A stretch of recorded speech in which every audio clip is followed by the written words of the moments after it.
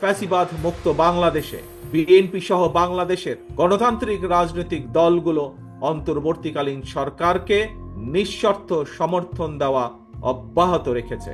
তবে গণতান্ত্রিকামী জনগণ মনে করে অন্তর্বর্তীকালীন সরকারের প্রতি অনির্দিষ্টকালের জন্য সমর্থন অব্যাহত রাখা যৌক্তিক নয়।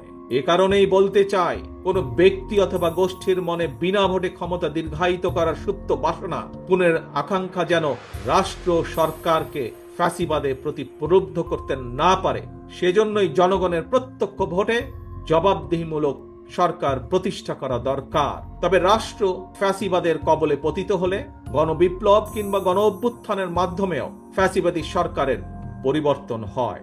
এ ধরনের বিশেষ পরিস্থিতির সরকার কখনোই জনগণের সরাসরি ভোটে নির্বাচিত সরকারের বিকল্প নয় এবং বিকল্প হতে পারে না।